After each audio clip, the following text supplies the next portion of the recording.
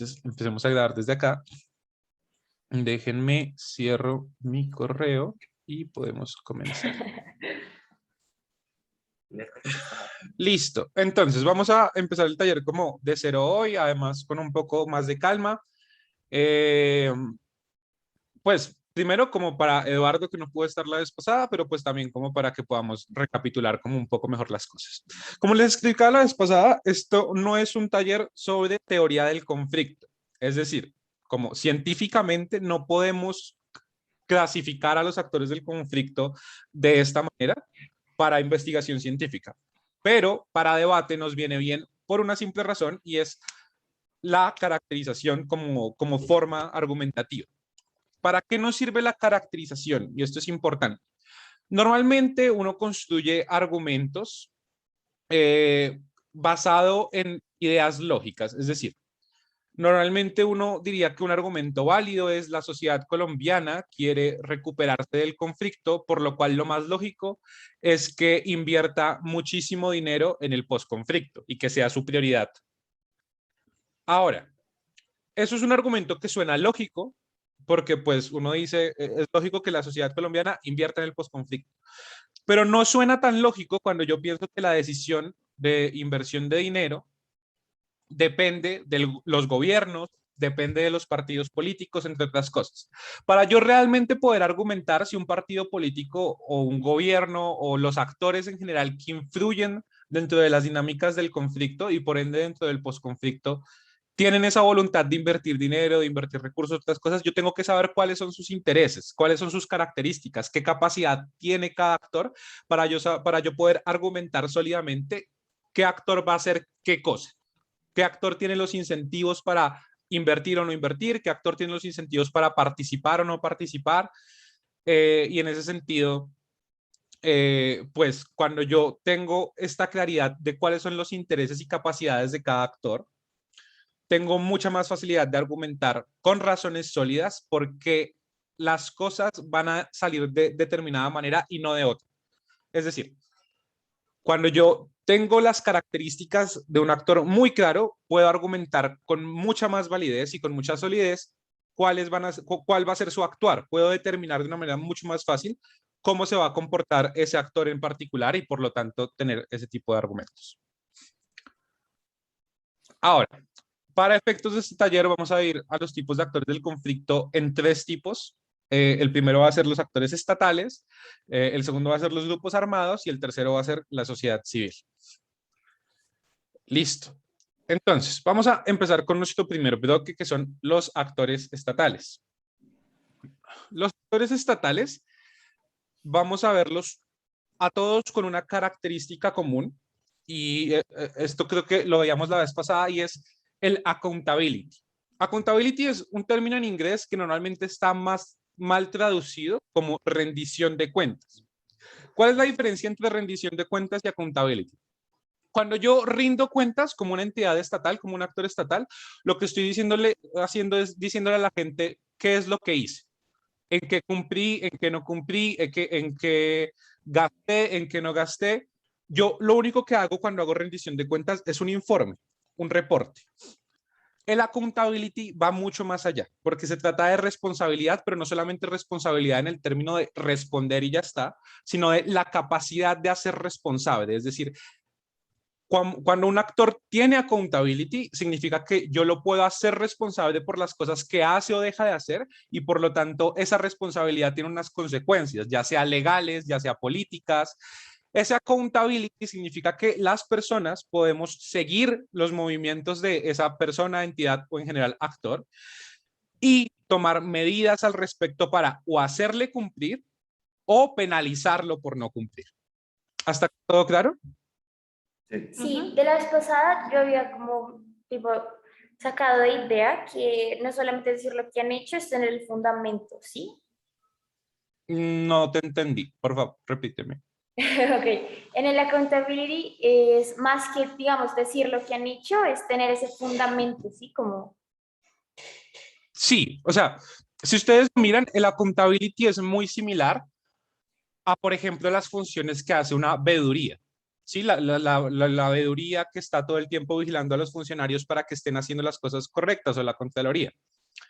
Eh, Sino que el accountability es un término mucho más amplio, porque la accountability no habla únicamente de la responsabilidad legal que yo tengo, sino en general todas las responsabilidades que yo tengo, ya sea legal para que no me metan a la cárcel, pero también política para que me sigan eligiendo, entre otras cosas. Entonces, estas responsabilidades, en general, la capacidad que tiene todo, tanto la población como las instituciones del Estado, entre otras cosas, para hacerme responsable, para decirme a mí, usted tiene una responsabilidad y esa responsabilidad tiene unas consecuencias más allá de simplemente decirnos qué hizo y qué no hizo. Ok, sí, ya. Listo. Entonces, entendiendo que la accountability va a ser transversal en todos los actores estatales, empecemos con nuestro primer actor estatal para poder caracterizarlo bien. Uy, perdón. Y es los gobiernos.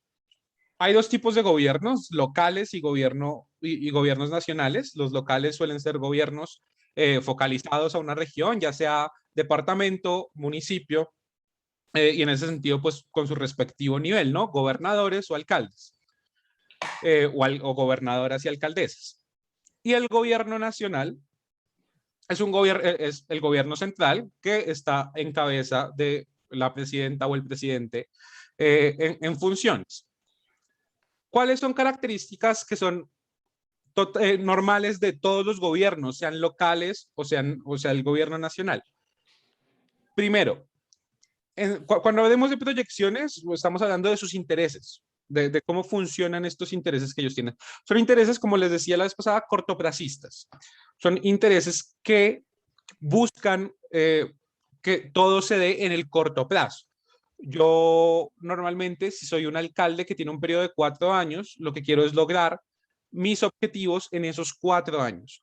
O yo si soy un alcalde que está atravesando por una crisis de gobernabilidad, no piensen ustedes en el caso de Peñalosa con la crisis de las basuras en Bogotá hace unos años.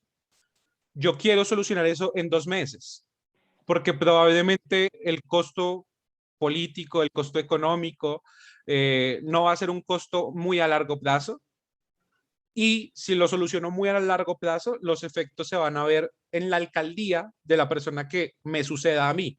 Es decir, yo no voy a ver esos beneficios. Por lo tanto, los gobiernos, como tienen periodos fijos que son medianamente cortos, normalmente sus intereses siempre van a estar proyectados al periodo, a su periodo de gobierno.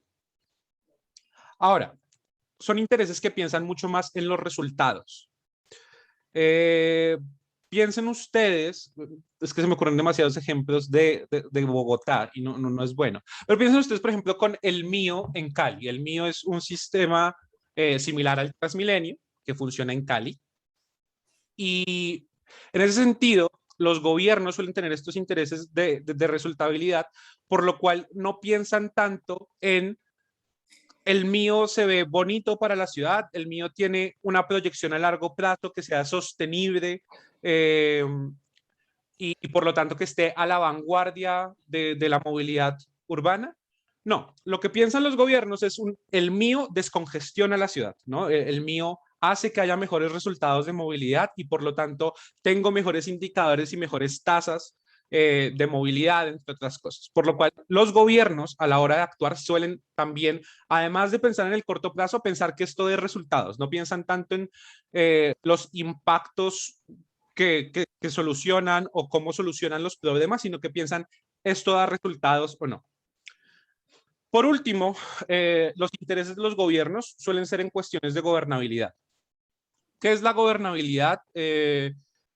Para efectos de la caracterización, o sea, como la gobernabilidad tiene muchas más aristas, pero la gobernabilidad en términos amplios y para que nos sirve para caracterizar a cómo funcionan los gobiernos, es esta capacidad que tienen, que puede mantener un gobierno de gestionar.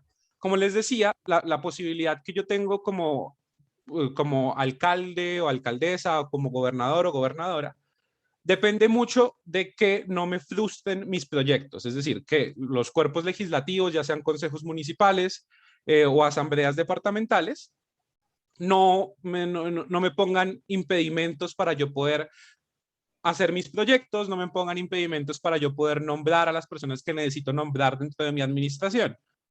En ese sentido, esa gobernabilidad depende, pues, primero de qué tan popular sea, pero también depende de otros factores, como por ejemplo, el hecho de que yo, pues, haga una buena gestión para que no tenga a entes de control todo el tiempo encima mío, de que yo haga una buena gestión para que los senadores o en general los cuerpos legislativos no me nieguen mis proyectos y no quieran ponerme obstáculos.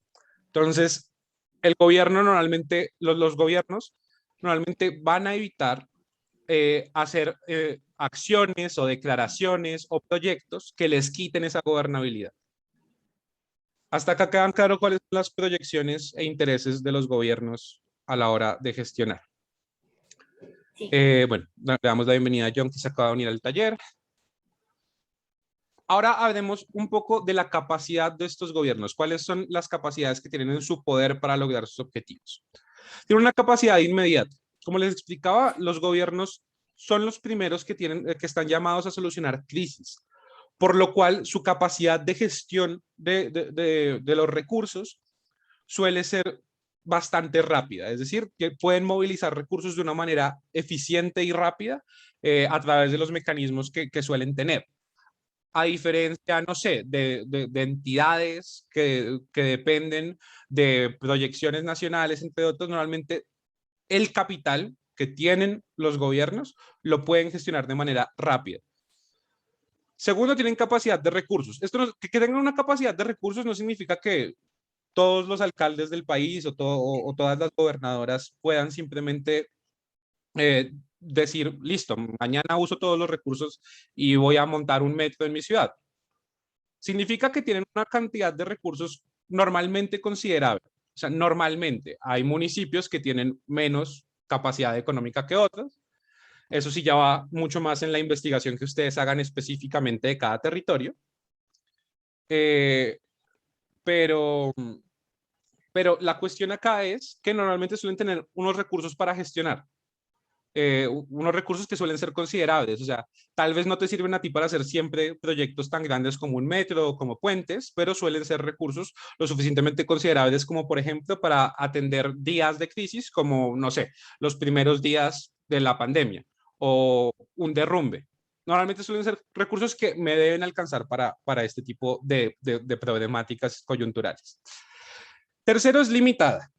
¿En cuánto es limitada? Frente a dos factores importantes. Primero, la ley, es decir, que lo que quieran hacer sea legal, que no tenga ningún inconveniente legal. Y segundo, frente a la gobernabilidad, que no haya ningún otro órgano que le pueda, que si quiere, le pueda decir, ese proyecto no va. En ese sentido, dependen bastante, o sea, como se dan cuenta, sus intereses y sus capacidades van muy conectadas. ¿Hasta acá tienen alguna pregunta? No. No. Listo, entonces acá vamos con una parte que nos faltó por el tiempo la vez pasada y es cuál es la importancia de este actor en el conflicto. Los gobiernos, especialmente el nacional, tienen un involucramiento muy fuerte en el conflicto. Primero, porque son los que gestionan cuando hay problemas de orden público. Es decir, si hay una empresa que está haciendo lavado de activos en un municipio, pues normalmente la gestión de ese municipio se va a ver afectada y por lo tanto el gobierno está bastante implicado.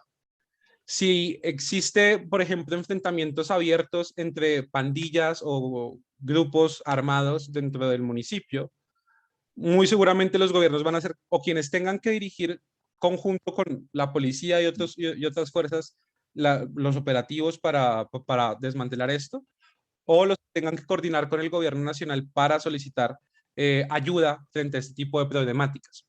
Pero más importante, y no solamente para dar en el momento del conflicto, los gobiernos tienen una implicación muy fuerte en el posconflicto.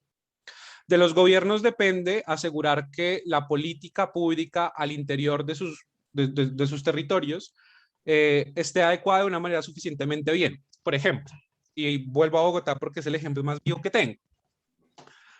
Si la alcaldesa de Bogotá sabe que en este momento personas desmovilizadas, producto del acuerdo de paz, están siendo amenazadas, tienen una condición de seguridad baja, y además no hay una política pública que les proteja para que puedan ejercer sus derechos libremente, como el derecho al trabajo, el derecho a la salud, entre otras cosas, de la gestión de la alcaldía para asegurar esos derechos, depende que podamos tener un proceso de postconflicto donde las personas excombatientes se puedan adaptar de nuevo a la vida en sociedad. En ese orden de ideas, pues es un caso que ha pasado y que sigue pasando, no solamente en Bogotá, sino en muchos municipios, de hecho con más intensidad en muchos municipios lejanos de las capitales del país. Y en ese sentido, los gobiernos tienen una implicación muy directa, porque ellos depende la gestión que permite no solamente manejar el conflicto cuando existe, sino también la gestión de la cual depende que el posconflicto pueda llegar a ser efectivo. No sé si tienen alguna pregunta hasta acá. No, no, solo un segundo. De los gobiernos depende la gestión en el conflicto y también en el postconflicto, ¿verdad? La gestión en conflicto para asegurar la protección ciudadana, que es el principal deber que tienen, pero la gestión en el posconflicto, que suele ser mucho más álgida para que el posconflicto sea eficiente, es decir, que podamos llegar a todos los procesos de recuperación del tejido social necesarios. Ok, sí, perfecto. Listo, esto frente a nuestro primer actor estatal, tal vez el involucrado más directo. Sin embargo, hay muchas personas más involucradas y nuestros siguientes son los partidos políticos. Los partidos políticos, empecemos con sus proyecciones e intereses.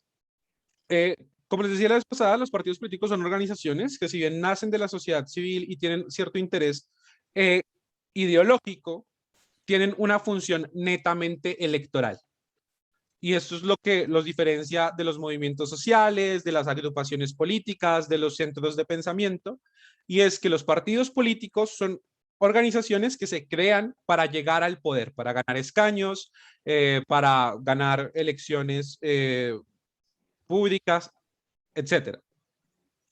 Esa es la cualidad que tienen en particular y sus intereses van a ser siempre prioridad, llegar al poder, entre más sea la amplitud con la que llegan al poder, mejor. ¿A qué voy con esto? Entre más escaños tengan mejor, entre más alcaldías ganen mejor, entre más gobernaciones ganen mejor. Y en ese sentido es el principal interés de los partidos políticos. El segundo interés, después de asegurar esta llegada al poder, es una cuestión de permanencia. ¿Sí? Una vez un partido político llega al poder, lo que va a buscar es que ese poder sea constante. Es decir, que si yo gané las elecciones en tal municipio para este periodo, también voy a querer ganarlas en el siguiente.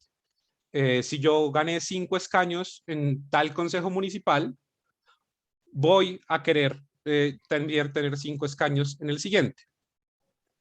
Una vez ya me encargué de esas dos cosas, una vez ya llegué al poder y además permanezco en el poder durante un tiempo considerable, medianamente estable, o sea, obviamente esto puede variar, ¿no? Yo en el siguiente periodo me puedo sacar 6 escaños y en el siguiente después de eso me puedo sacar 3. O sea, acá lo que le importa al partido es que ese cambio hacia abajo no sea tan abrupto, o sea, como crecer les parece muy bacano, que cuando no tengamos tanto éxito en las elecciones no nos vaya tan mal. Por lo último que se encargan, cuando ya han asegurado estos dos primeros intereses, es de la predominancia. Yo como partido político, para poder tener una capacidad de decisión, no me basta únicamente con llegar al poder. Normalmente yo lo que necesito es llegar al poder y llegar al poder con mayorías electorales. ¿Sí? Esto va un poquito de la mano del tema de la gobernabilidad de gobierno, ¿no? Yo lo que quiero es que si llegue al poder teniendo una cantidad de votos suficiente para poder pasar mis proyectos de ley, para poder hacer coaliciones fuertes, es decir, que yo me vea como una fuerza política que los demás necesiten o quieran a la hora de tomar decisiones. Esto es básicamente de lo que se trata la predominancia. No sé si hasta acá tengan alguna duda. No. Perfecto.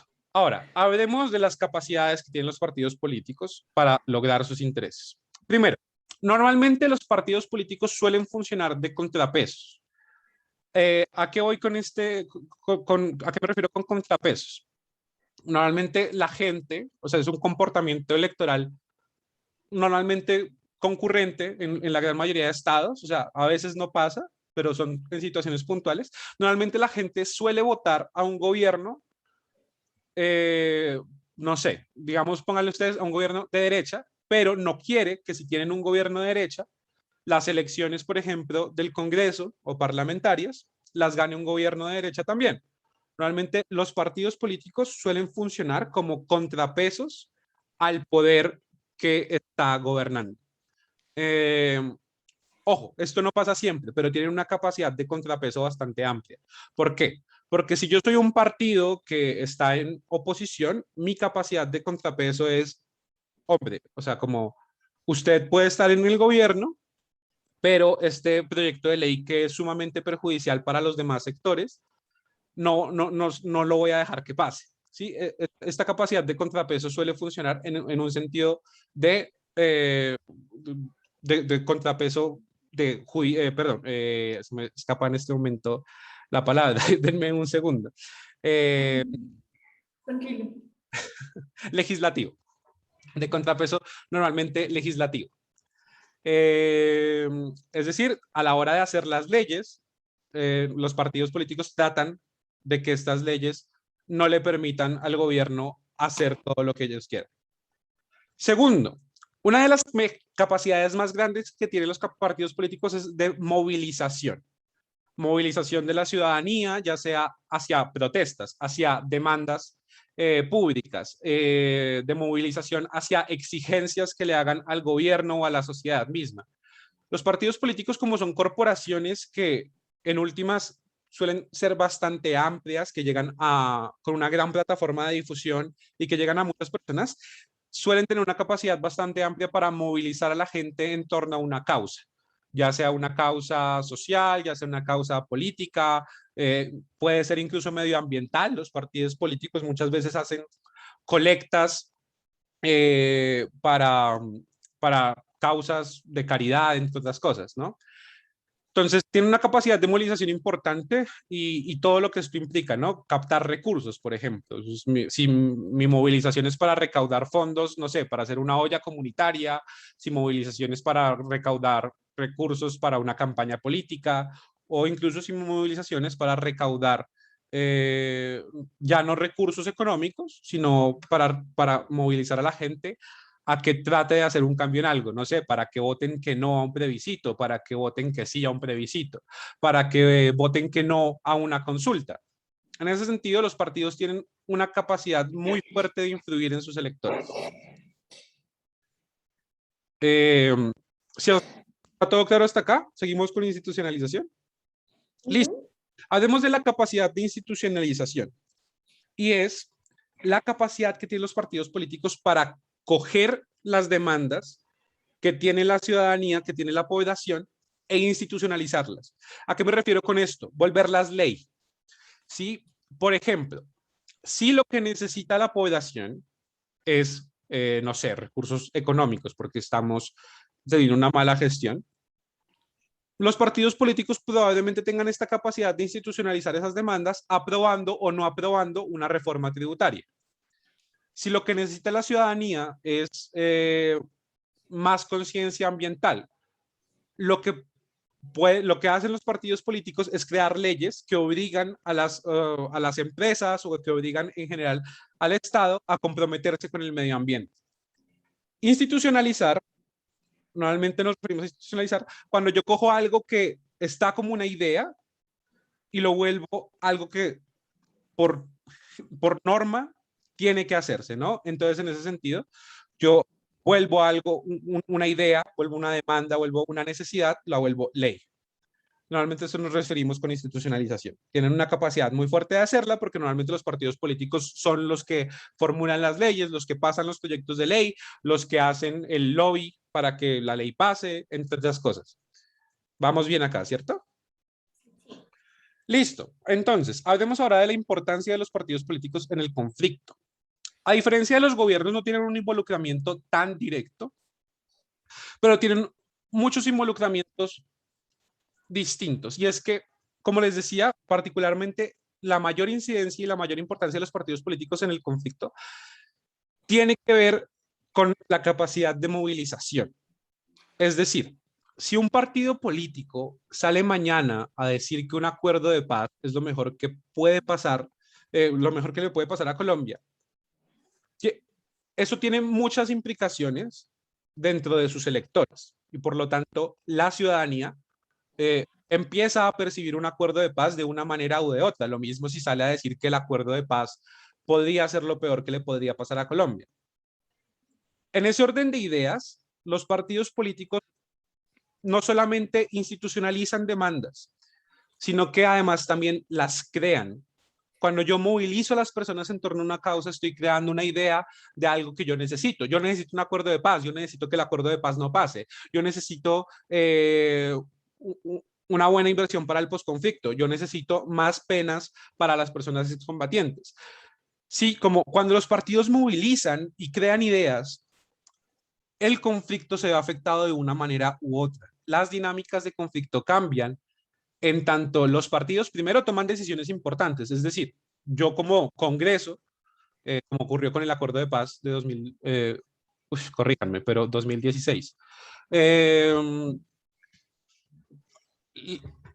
puede decidir aprobarlo o no, y eso tiene una incidencia muy, muy fuerte. Entonces, su implicación no suele ser en la gestión misma del conflicto ni en la gestión directa del posconflicto, pero sus decisiones empiezan a influir en qué tanto presupuesto tenemos para el posconflicto o no, qué tanto presupuesto tenemos para la guerra o no, qué ideas están dándole los partidos políticos a la sociedad para que piensen una cosa u otra. En ese sentido, los partidos políticos tienen una capacidad de incidencia no directa, pero sí muy importante en el conflicto. Y si no hay preguntas, podemos seguir. Sí. Perfecto. Ahora, vamos a hablar de uno de los actores que creo que es más delicado para tratar cuando hablamos de temas de conflicto, y son las Fuerzas Armadas. Cuando hablo de Fuerzas Armadas, estoy hablando de Ejército, de la Armada Nacional, de la Guardia Nacional y de la Fuerza Aérea. En ese sentido, las Fuerzas Armadas son fuerzas oficiales, son la defensa del Estado. Y uno acá tiene que andar con mucho cuidado de una cosa. Normalmente cuando nosotros nos referimos a las Fuerzas Armadas, primero tenemos el fuerte problema de no distinguir entre la estereotipización, es decir, cuando yo le pongo un estereotipo a una persona por ser de una fuerza. Por ejemplo, cuando la gente estigmatiza a un policía por ser de determinada manera, solamente por el hecho de ser policía, y asumo que es de determinada manera, o puedo también ocurrir en todo lo contrario. Vamos, o sea, no solamente puedo decir como un policía es tal cosa únicamente por ser policía, lo cual es un error, pero también puedo justamente deslindarlo. También puedo llegar a decir un policía es bueno únicamente por el hecho de ser policía. Y eso también es un problema cuando analizamos las características de la implicación que tienen las Fuerzas Armadas y en general las fuerzas oficiales del Estado en el conflicto. Sé que suena un poco enredado, pero es que realmente es un tema complejo, que hasta día de hoy creo que es uno de los temas más complejos a solucionar de la sociedad colombiana. Pongámoslo en términos más simples y sencillos. Es igual de problemático estigmatizar a los militares y a los policías únicamente por el hecho de ser policías o militares, como igual de problemático es no atribuirles la responsabilidad que tienen como institución. Y aquí vamos a las proyecciones y la capacidad. Okay. Una de las proyecciones más importantes hoy día de las Fuerzas Armadas alrededor del mundo es la confianza, ¿no? Lo que busca un ejército y lo que buscan las fuerzas oficiales del Estado en general suele ser que la población confíe en ellos. No sé si ustedes se acuerdan de las campañas que hubo durante el periodo Uribe II, del 2004 al 2008. No. Creo que no había ni nacido, pero... Ok, no me hagan sentir tan viejo.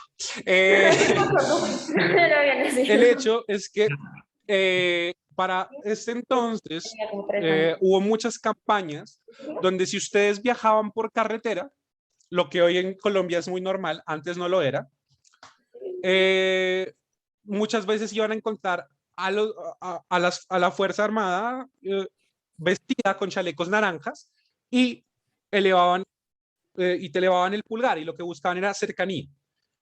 Es muy importante para el gobierno, para las Fuerzas Armadas tener confianza. ¿Por qué es importante tener confianza? Básicamente porque hay una dependencia muy fuerte de que para que las Fuerzas Armadas puedan funcionar, de que la ciudadanía y en general la sociedad confíe en ellos, de que si yo veo que hay algo medio raro, yo a la primera persona que le quiera contar sea a un militar o a un policía. Sí, como si yo veo que mi vecino está teniendo reuniones como súper privadas, llegan en 3 camionetas Nissan cada viernes y veo y escucho tiroteos constantes viniendo de la casa, desde la hacienda del vecino, pues que yo no puedo juzgarlo, pero al menos puedo buscar una autoridad que trate de investigar el tema, ¿no? Y que yo pueda confiar de que si le digo no le va a decir a mi vecino quién fue el que le dijo, si le digo va a buscar medios para protegerme en caso de que sea necesario. Ese tipo de cosas. O que yo si voy en carretera y vi algo extraño pasando 200 kilómetros atrás, pueda decirle a los militares que me están levantando el pulgar. Entonces, como hay un interés muy fuerte y las Fuerzas Armadas normalmente se centran mucho en tratar de mantener esta confianza con las personas, de abrir canales de comunicación, entre otras cosas. Ese es como uno de los primeros intereses.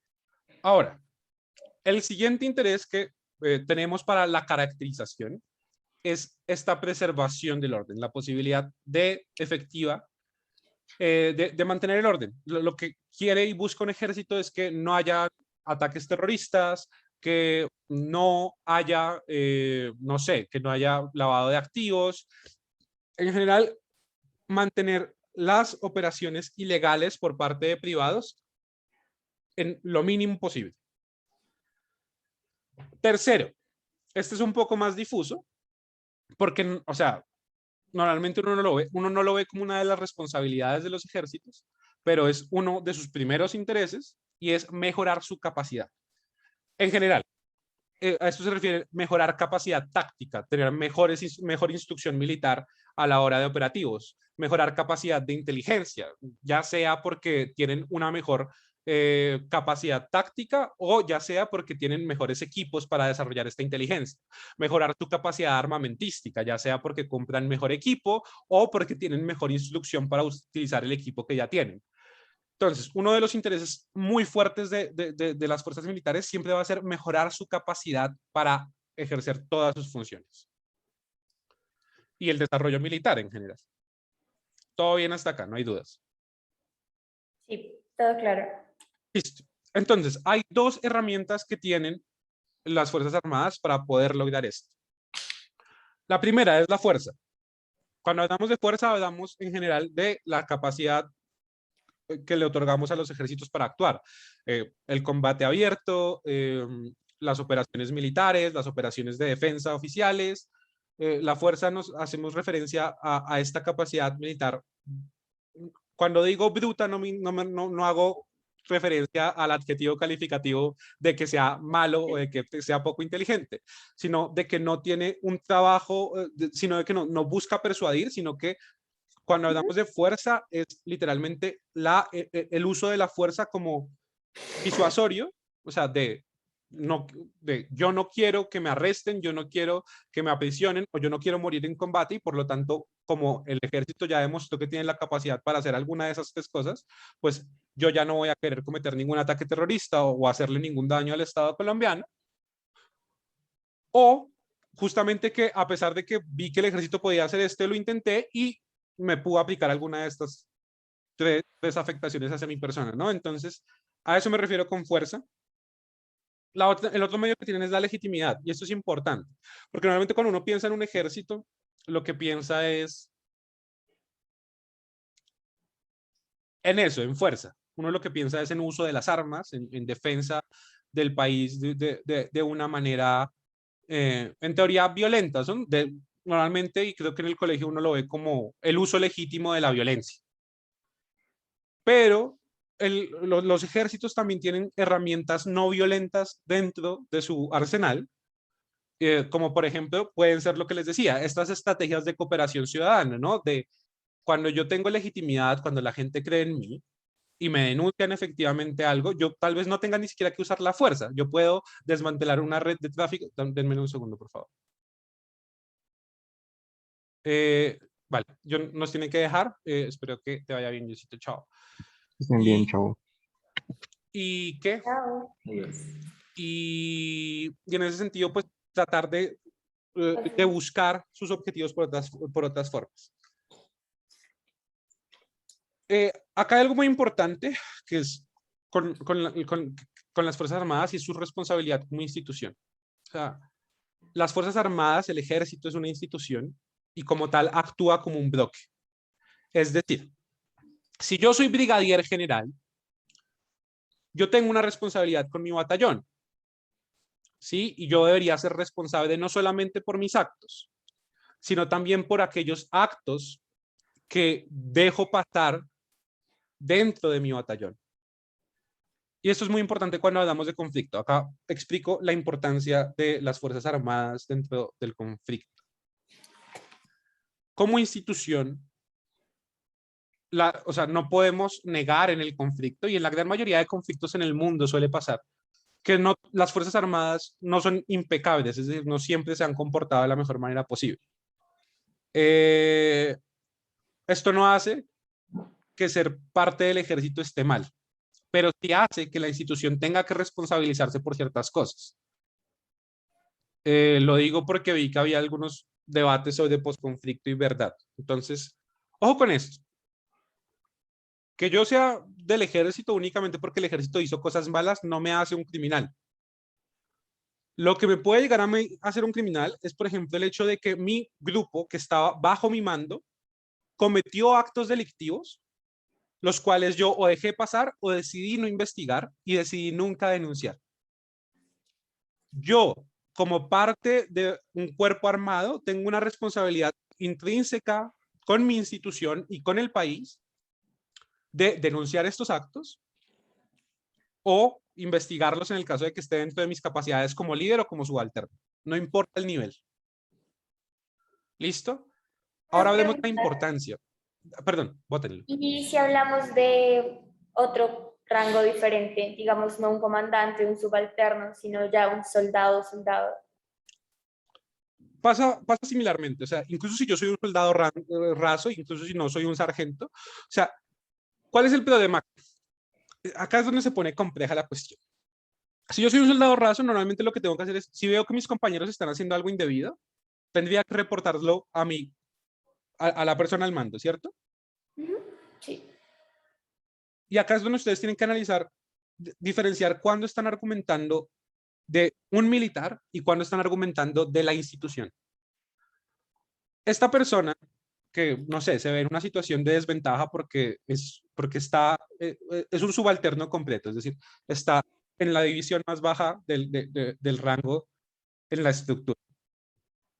En ese sentido, dentro de esa división, incluso si está más bajo, normalmente su responsabilidad sería denunciar, pero hay que entender que hay muchas lógicas muy complejas. ¿Qué pasa si yo le digo esto a mi comandante y mi comandante dice como, usted no diga nada, Ramírez? Entonces, ahí esta persona no está incumpliendo, está haciendo todo lo posible, pero está atrapada y es víctima de unas dinámicas corruptas dentro de la institución.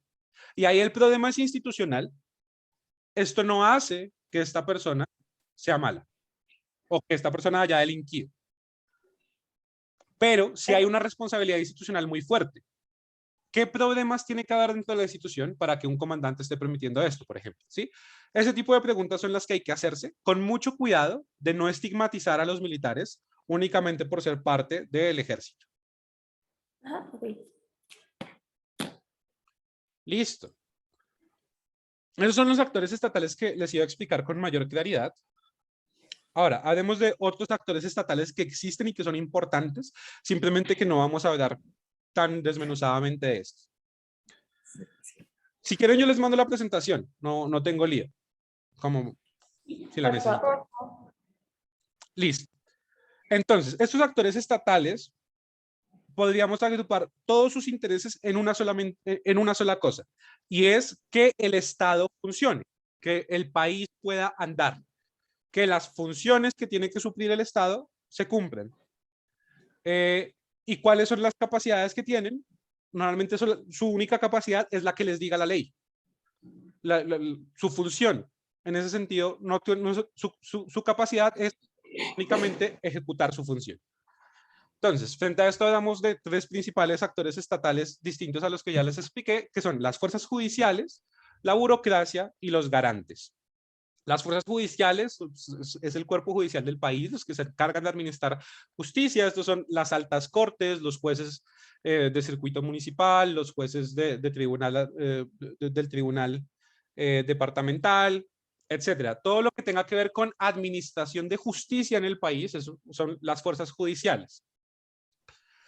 Con las fuerzas judiciales, una única salvedad, y es que las altas cortes tal vez tienen un poquito de capacidad más allá de sus funciones, ¿no? Porque, por ejemplo, la Corte Constitucional tiene la capacidad de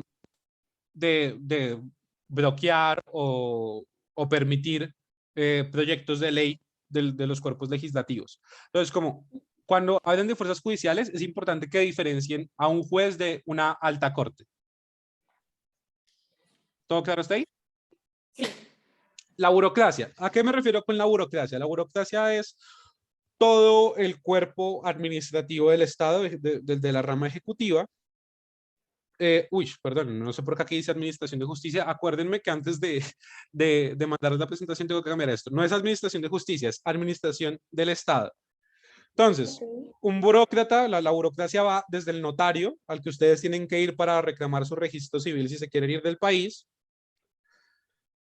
hasta la persona que gestiona la cartera, bueno, no, la cartera no, que gestiona la política pública del Ministerio de Hacienda. La burocracia se encarga de cumplir las funciones del Estado y que el Estado funcione.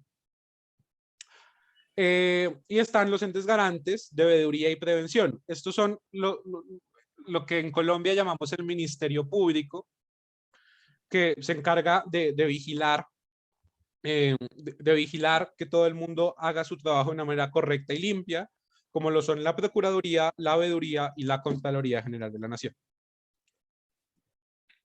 Listo. O sea, igual esto no es una clase de instituciones políticas colombianas, así que como no me voy a extender mucho en ninguno de estos. Vale. Si tienen alguna pregunta en cómo funcionan estos entes y bueno, su importancia con el conflicto.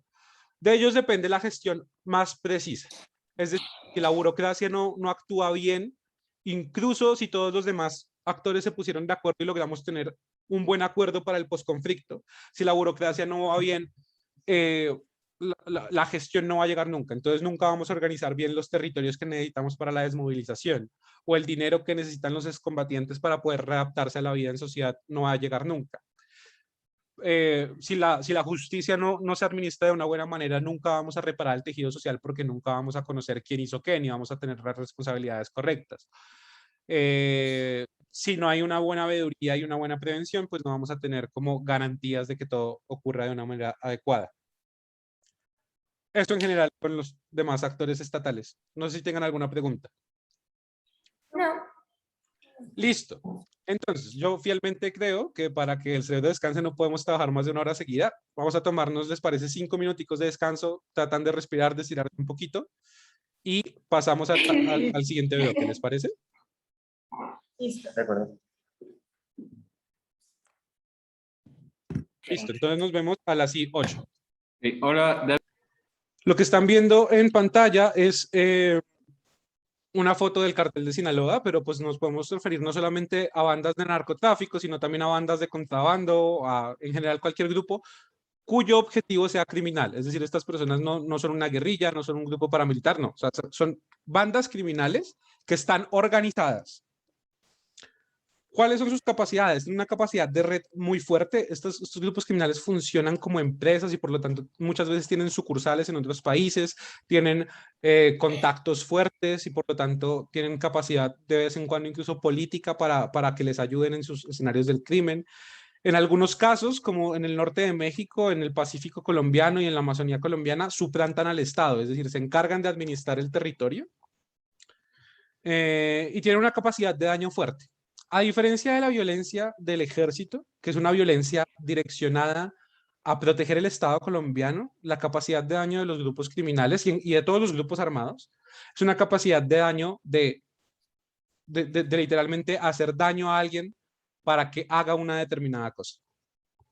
¿Cuáles son los intereses de esta gente? Los intereses de esta gente son los intereses privados. Esto es una empresa ilegal, o sea, pero ilegal, pero es una empresa. Es decir, la gente que está en el narcotráfico, que está en el tráfico de armas, en el contrabando, lo que quieren es enriquecerse. Tienen un interés privado para enriquecerse y para ejercer poder sobre algún territorio. Frente a sus intereses, además, está el hecho de sostenerse, es decir, como empresa y emporio criminal, lo que quieren es mantenerse, que sean sustentables, que no se acaben, que el Estado no los derrote y que el Estado sea lo suficientemente débil como para que ellos puedan seguir delinquiendo. Tiene una importancia muy fuerte en el conflicto porque, pues, son actores bastante delicados, o sea, son actores que no permiten que el Estado opere, que proteja a las personas, pero además son actores que financian la guerra, que a través del delito, que a través de las economías criminales, terminan por financiar la guerra. No sé si tengan alguna pregunta hasta acá. No. Listo. Hablemos de los grupos beligerantes, que comúnmente son guerrillas. Tienen una capacidad armamentística, funcionan con la estructura de un ejército, y esto es bastante importante. Normalmente las guerrillas y los grupos beligerantes suelen estar organizados como funciona un ejército, con comandantes, con brigadieros, pues normalmente tienen otros nombres, pero suelen tener un comando general con subalternos, o sea, funcionan como una estructura. Y esto es muy importante, tienen cierta legitimidad, es decir, tienen una causa y esto es importante. Cuando se crea una guerrilla, cuando se crea un grupo beligerante, un grupo que está en oposición al Estado, tiene una finalidad política. En el caso de Colombia, pues no hemos tenido solo uno, pero para hablar de la más grande, las FARC-EP, tenían una visión del Estado de lo que querían. Uno puede decir que a lo largo del conflicto las FARC perdieron su condición política porque empezaron a delinquir más, porque cada vez se les veía menos voluntad de conformar un gobierno, etcétera, etcétera, etcétera. Pero tenían una causa política desde un inicio y esa causa les da legitimidad, ¿no? Las FARC tenían un discurso de que luchaban por el campesinado colombiano, que luchaban por el trabajador colombiano, entre otras cosas. Y en ese sentido, uno puede estar de acuerdo o no. Lo cierto es que es ilegal, que atenta contra el Estado, eso sí. Pero hay gente que cree en esa causa política armada. Y en ese sentido, funcionan distinto de los demás grupos armados porque lo que quieren es instaurar a través de la fuerza una creencia política. Y hay que jugar un poco con eso, ¿no? Como entender de dónde proviene, qué tan legítimo puede ser, como hay guerrillas mucho más legítimas que otras. Si ustedes se ponen a ver, por ejemplo, en Cuba, cuando ocurrió la Revolución Cubana, la guerrilla era prácticamente el Estado, porque la gente creía en la guerrilla. Entre otras cosas. Entonces, como es súper importante esto y es como funcionan similar a un ejército, tienen una voluntad de suplantar al Estado en algún día, es decir, de ganar la guerra y volverse el nuevo Estado. Y tercero, tienen una legitimidad fuerte con las personas que les da cierta capacidad de operación. Su importancia para el conflicto, en ese sentido, pues también es algo muy importante y es común.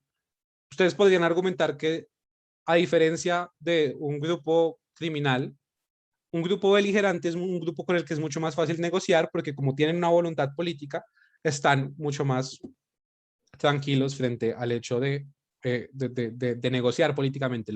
Les interesa la parte política y por lo tanto se puede negociar a través de la parte política con ellos. Listo. Hablemos del tercer grupo armado, que son los grupos paramilitares. ¿Qué es importante? A ver, en Colombia, la connotación de paramilitar tiene una connotación estrictamente negativa. No me voy a extender mucho en esto porque es más información que le sirve para su vida y no tanto para este tipo de ejercicios de debate. Pero el hecho de paramilitar significa asistencia a lo militar. Es decir, no es malo en estricto senso.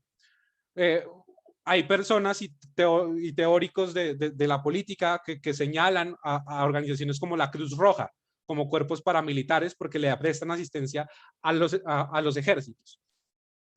¿Qué es lo importante de los grupos paramilitares y cómo han operado en Colombia? Primero, también tienen cierta legitimidad, es decir, hay gente que cree en la causa de los grupos paramilitares.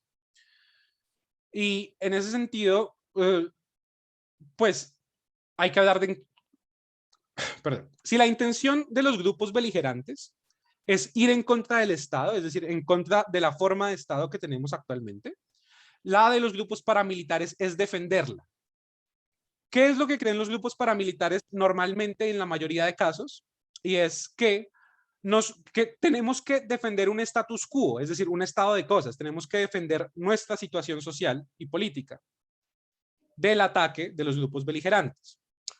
Lo que no están de acuerdo los grupos paramilitares es con que estemos restringidos por la ley. Es decir, los grupos paramilitares normalmente y en las situaciones de conflicto como han funcionado, no tienen una restricción moral de, por ejemplo, no torturar, de, por ejemplo, no asesinar, de no masacrar civiles, entre otro tipo de cosas, porque creen que es justificable hacer todo este tipo de cosas para defender el status quo del Estado. Y en ese sentido, pues lo que buscan es la aniquilación de los grupos beligerantes y en general de cualquier amenaza para el Estado. ¿Hasta acá hay alguna duda? No. Listo. Acá hay una importancia bastante multifacética en el Estado colombiano sobre los grupos paramilitares. Primero, que han sido unos potenciadores muy fuertes del conflicto, incluso en los momentos donde estábamos a punto de solucionar por medios pacíficos el conflicto, los enfrentamientos con grupos paramilitares ocasionaron nuevas escalaciones. Y segundo, que particularmente para el tejido social colombiano, esto ha significado una separación muy, muy fuerte. Y es... ¿Perdón? Una pregunta. Dale. Pero entonces, por ejemplo, ahí pues me entró la duda, ¿no? Porque si vemos como los paramilitares se ponen en un grupo que intentan de maneras arbitrarias mantener el status quo del Estado, ¿cómo puede llegar a pasar, por ejemplo, el fenómeno que tuvimos que haber negociado en las negociaciones del ralito del 2003? O sea, ¿por qué llegamos al extremo de tener que negociar con un grupo que supuestamente tiene que apoyar de forma la guerra contra los grupos beligerantes? Ok, si te entiendo la pregunta, es ¿por qué llegamos a un punto de negociar con un grupo que en teoría es criminal? ¿Sí? Que en teoría debería ayudar al Estado, ¿no? Sí. Que en teoría debería ayudar al Estado. A ver, por distintas razones, porque es que el Estado no puede aceptar cualquier tipo de ayuda.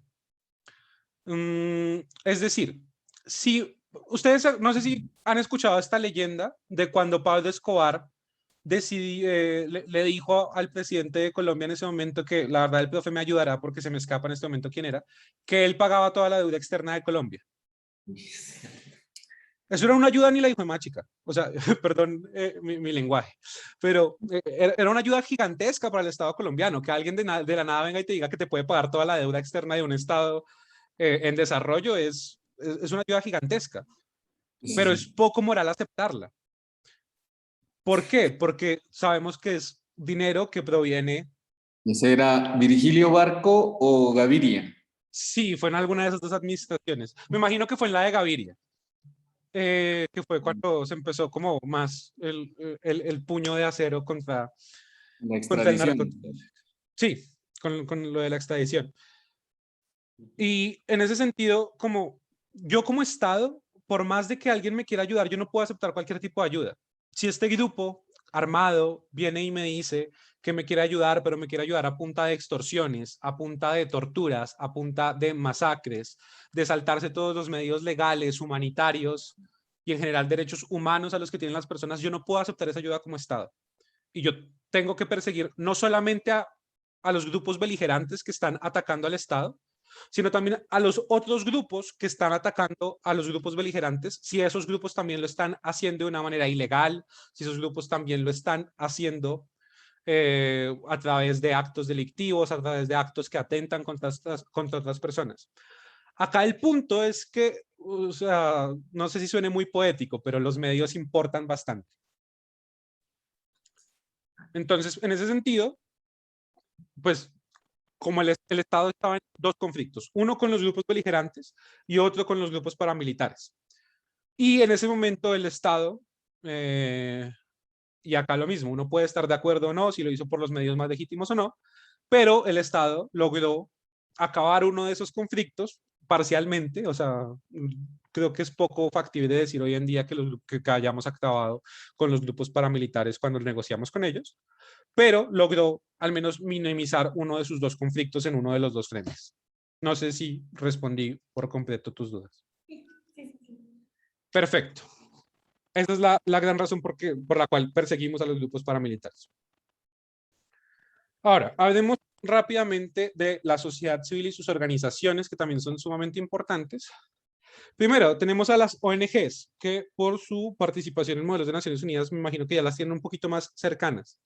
Entonces, las ONGs son estas organizaciones que no hacen parte de ningún gobierno, o sea, son organizaciones privadas, funcionan como fundaciones o como empresas, pero que tienen alguna causa civil, es decir, la defensa del medio ambiente, la protección de derechos humanos, la protección a las personas migrantes, como lo es Amnistía Internacional. Pues tienen capacidades como visibilizar, crear movilizaciones masivas, gestionar recursos para poder generar proyectos de la mano de algunos gobiernos o de la mano de otras empresas. Y su único interés es cumplir su misión, es decir, Amnistía Internacional, que es una ONG que trata de proteger a la población migrante, su único interés es tratar de cumplir con su labor, o sea, proteger a las personas migrantes. Si lo logran, ellos felices, desde que sea a través de medios, pues no solamente legales, sino también éticos. Listo. Ahora, hablemos de los movimientos sociales que han sido bastante relevantes. Los movimientos sociales, y acá está la clave. ¿Qué hace diferente un movimiento social de un partido político? Como les decía, ambas son organizaciones civiles, es decir, un grupo de ciudadanos con ideologías medianamente parecidas, con orígenes comunes o no comunes, se reúne con una causa política. ¿Cuál es la diferencia grande? Un movimiento social, a diferencia de un partido político, no tiene un interés electoral, es decir, no tiene intención de llegar al poder. Yo lo que quiero como movimiento social normalmente es movilizarme, generar una demanda frente a una situación. Piensen ustedes en las madres de Soacha, ¿no? En las madres de víctimas de los falsos positivos. O piensen ustedes en general en las víctimas del conflicto cuando salen a movilizarse los días 9 de abril. En ese sentido, son personas con algún interés común, pero y que se reúnen y que tratan de movilizar a las demás personas, pero ellos no quieren llegar al poder. Lo que quieren es que el poder reconozca sus necesidades y reconozca sus peticiones para tratar de hacer un cambio al respecto. Eso es como lo principal acerca de los movimientos sociales. No sé si tengan alguna pregunta. No. ¿Puedes volverte un segundito a la anterior diapositiva? Por supuesto. Ya, me falta una palabra. Listo. Tranqui. Igual lo que les dije, o sea, cuando terminemos, yo corrijo lo que hay que corregir y se la mando al profesor Felipe. También, por si algo. Listo. Sí.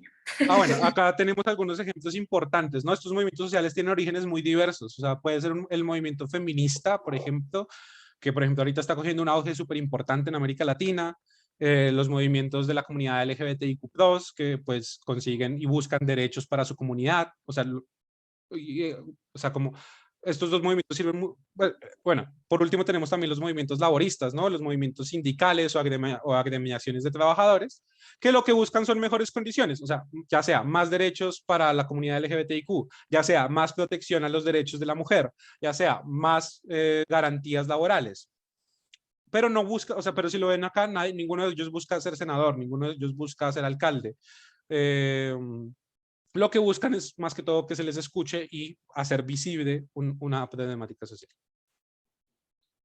Las empresas, esto es importante. Las empresas sí o sí tienen un interés económico bastante fuerte dentro de cualquier estado y dentro de cualquier sociedad, y en ese sentido el conflicto les afecta. El conflicto les afecta porque, no sé, porque de hecho les afecta tanto positiva como negativamente. A mí como empresa me puede afectar que mañana llegue un grupo beligerante y me quite mi empresa, no me diga que no puedo seguir trabajando en mi territorio, que me tengo que mover.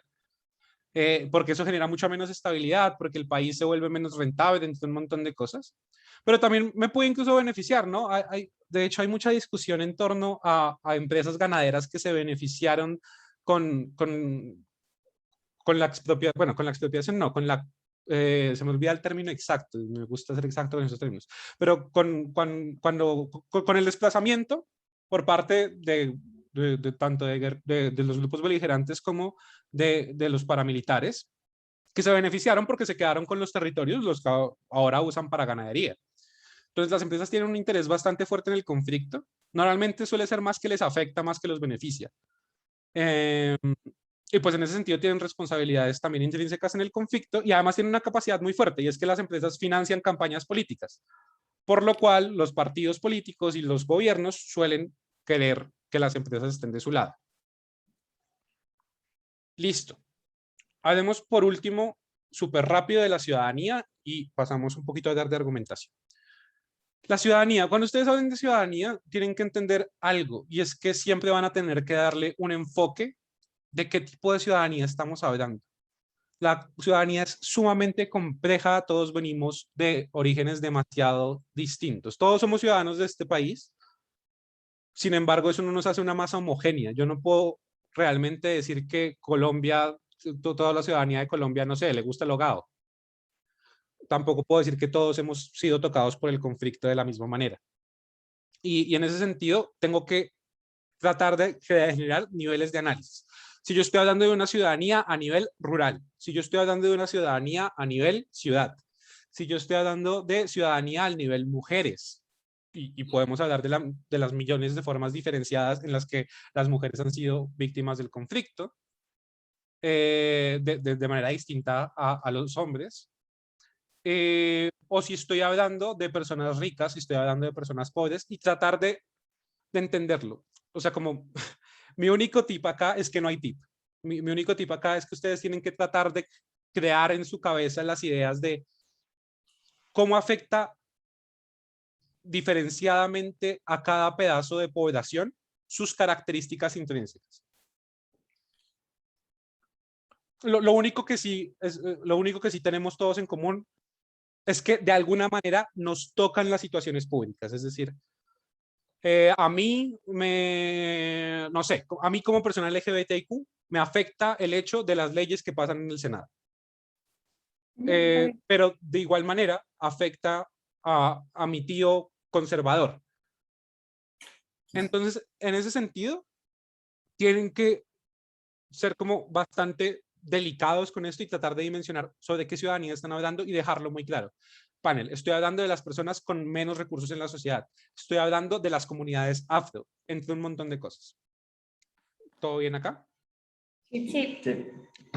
Listo. Con eso terminamos el taller de caracterización de actores. Voy a pausar la grabación. Voy a quitar la grabación hasta acá.